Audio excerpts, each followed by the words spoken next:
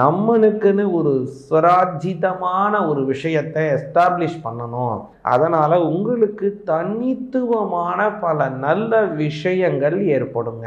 குறிப்பாக சுய தொழில் செய்யக்கூடிய தனுசு ராசிக்காரங்களுக்கு இந்த காலம் அற்புதமான ஒரு பொற்காலம் அப்படின்னு சொல்லலாம்.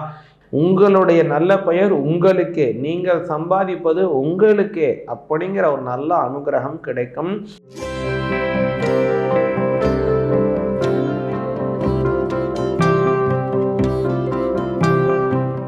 தனுசு ராசிக்கு இந்த 2025ஆம் ஆண்டு எப்படி இருக்கு அப்படிங்கிறத கொஞ்சம் விரிவாக பார்ப்போங்க.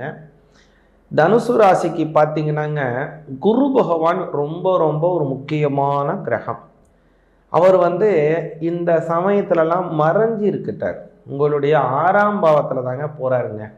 அதனால் ரொம்ப நாளாக உங்களுக்கு இருக்கக்கூடிய ஒரு ஏக்கம், நம்ம தனித்துவமாக ஒன்று செய்யணும், நம்மளுக்குன்னு ஒரு ஸ்வராஜிதமான ஒரு விஷயத்தை எஸ்டாப்ளிஷ் பண்ணணும், நமக்குன்னு தனித்துவமான ஒரு இன்டலெக்சுவலான ஒரு விஷயத்தில் நம்மளுக்கு ஒரு நிலை இருக்கணும் அப்படிங்கிற ஆசை உங்களுக்கு ரொம்ப நாளாக இருக்குது, ரொம்ப வருஷமாக இருக்குது.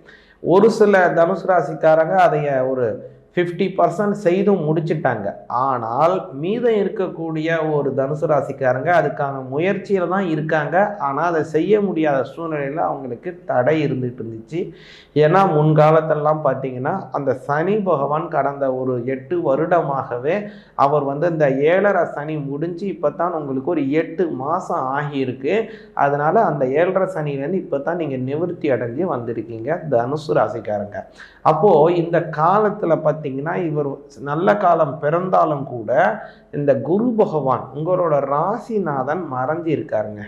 ஆகையினால அவர் 6ஆம் பாவத்தில் மறைஞ்சி இருக்கிறதுனால உங்களுக்குன்னு ஏற்பட வேண்டிய தனித்துவமான விஷயங்கள் நிறையா கிடைக்கல, அல்லது உங்களுக்கு கிடைத்து இருக்கக்கூடிய விஷயங்கள், அல்லது உங்களுக்கு கிடைச்சிட்டு இருக்கிற விஷயங்கள், கிடைக்க போகிற விஷயங்கள், இந்த காலத்துலலாம் என்ன நடக்கும் அப்படின்னா, உங்களுக்கு கிடைக்கிறத அதுக்கும் சம்பந்தமே இல்லாதவங்களுக்கு கூட அந்த விஷயத்தை நீங்கள் பகிர்ந்து கொடுக்க வேண்டிய சூழ்நிலை. உங்களுடைய பெயரையோ அல்லது உங்களுக்கு கிடைக்க வேண்டிய உயரிய கௌரவத்தையோ அல்லது உங்களுக்கு கிடைக்கக்கூடிய பொருளையோ அல்லது வேறு ஏதாவது வெகுமதியையோ கொடுக்க வேண்டிய சூழ்நிலை இருக்குது.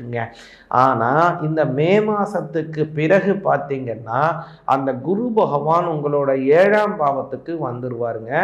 அதனால உங்களுக்கு தனித்துவமான பல நல்ல விஷயங்கள் ஏற்படுங்க.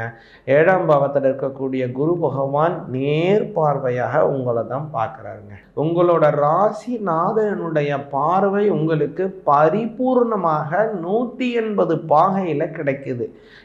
இந்த விஷயங்கிறது கோடி நன்மைகளை உங்களுக்கு தரக்கூடிய விஷயம். அதனால தான் என்ன சொல்லுவாங்க அப்படின்னா, குரு பார்த்தால் கோடி நன்மை அப்படின்னு சொல்லுவாங்க.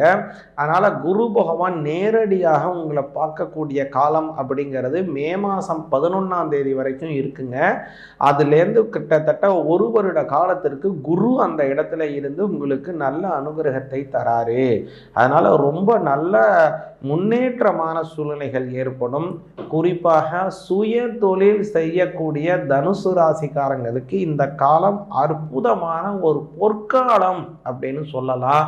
இந்த சமயத்தில் புதிய செயல்கள் துவங்குவது, செய்திருக்கக்கூடிய தொழிலே இன்னும் அபிவிருத்தி அடைவது, உங்களுக்குன்னு ஒரு தனித்துவமான செல்ஃப் ரெகக்னைசேஷன் அது மாதிரி ஒரு உருவாகுவதற்கான நல்ல வாய்ப்புகளை எல்லாம் இந்த காலம் ஏற்படுத்தி தருதுங்க.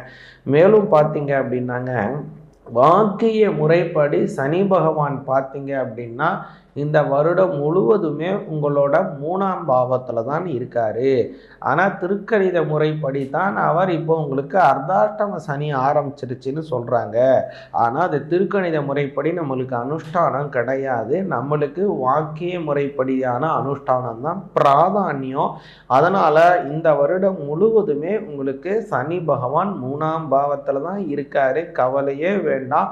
சனி பகவான் தனுசு ராசிக்காரங்களுக்கு இந்த வருடம் முழுவதுமே நல்ல அனுகிரகம் தரக்கூடிய இடத்துல தான் அவர் அமர்ந்து அருட்கிரகத்தை தராரு. அதனால் நல்ல மாற்றம், கடன் நிவர்த்தி அடைவது, தேவையற்றபடியான உங்களோட நல்ல பெயர்களையோ வெகுமதியோ பொன் பொருளையோ மற்றவங்களுக்கு பகிர்ந்து கொடுக்கக்கூடிய சூழ்நிலைகள் அப்படிங்கிறது மாற்றமாகி உங்களுடைய நல்ல பெயர் உங்களுக்கே, நீங்கள் சம்பாதிப்பது உங்களுக்கே அப்படிங்கிற ஒரு நல்ல அனுகிரகம் கிடைக்கும். குறிப்பாக படிக்கின்ற மாணவர்களுக்கு நல்ல நாட்டம் படிப்பில் ஏற்படும். அதனால் ஒரு நல்ல உயிர் மதிப்பெண், நல்ல மதிப்பு சமூகத்திலே அவங்களுக்கு கிடைக்க போகுது படிக்கின்ற மாணவ மாணவிகர்களுக்கு. அதனால் இந்த வருடம் படிக்கின்ற மாணவங்களுக்கு, தனுசு ராசிக்காரங்களுக்கு நல்ல யோகோபித்தமான வளர்ச்சிகள் உள்ளது.